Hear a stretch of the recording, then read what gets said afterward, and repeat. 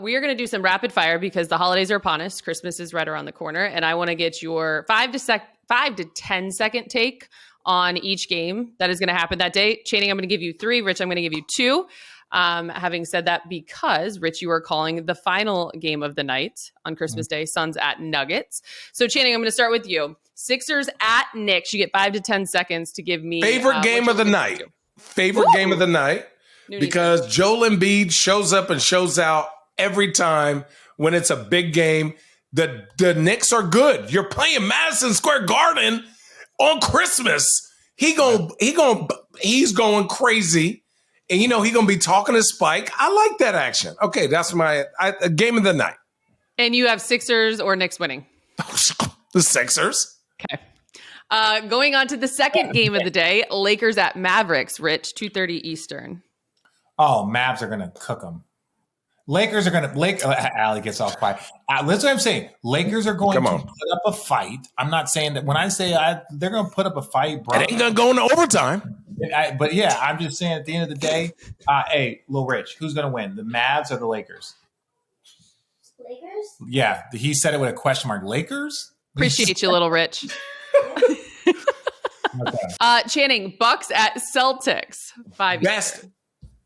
I think this is the best basketball game, maybe not the most entertaining, because how many times are you going to watch Giannis dunk or go 2 dribbles left, spin move, dunk?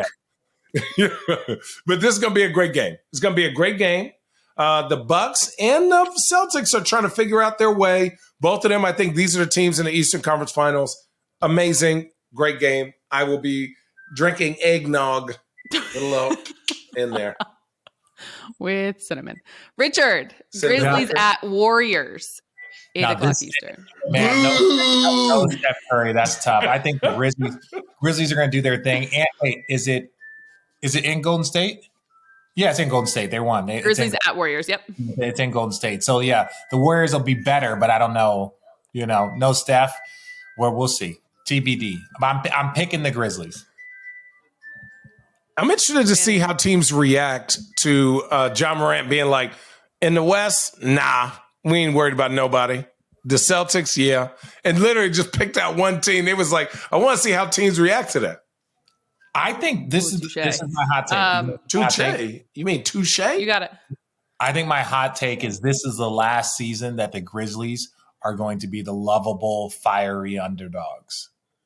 Right? This is the last season that they'll be the lovable, fiery underdogs. Where it's like, you like it, the brash young kids that are like balling and they don't take no shit, nobody. All next season, let them lose in the second round to the Warriors. Let them lose in the second round to, let any of that happen next year. It's going to be like, well, can they win? Can they do this? Like, can Luka get out of the first round? Like, all of a sudden it goes to the criticism starts to change versus like positive, like, oh, they're going to figure it out. And it's like, will they figure it out? That shift is very, very quickly. And I think talent and expectations come like this. Then all those antics go from, does this equate to winning? This is like, oh, they're better than they were last year. But then it goes, oh, you're just the same? Maybe you need to change something up. Final game of the night, Suns at Nuggets. Channing. Richard is calling it. I just want to see if the Suns implode, kind of. We knew there was something. And I don't expect coaches and players to always get along, but it just seems like Monty gets along with everyone except for one person. And then to watch Bradley Beal look at Mikal Bridges and DeAndre Ayton yelling at each other. And, it just seems like a lot. And so for me, I'm like, obviously I'm a Suns fan, obviously diehard Suns fan. And for me, I want to see them do well, but I also understand that they are where their chemistry used to be top 3, top 4 in the league, what we assumed. It seems to be kind of fluttering down, and teams they're going to win because they're well coached, they're prepared, they have talent, and they have Devin Booker. But who are they? Like, do they really expect to win? And secondly, I don't know what's up with the Nuggets, but why are they the least watched team in the NBA?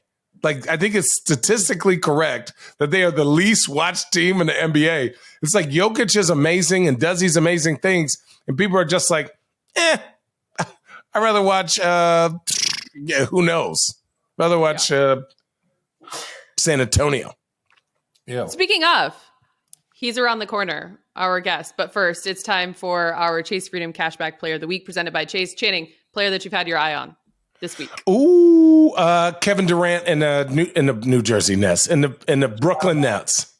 I think he makes a good point. He makes a great point.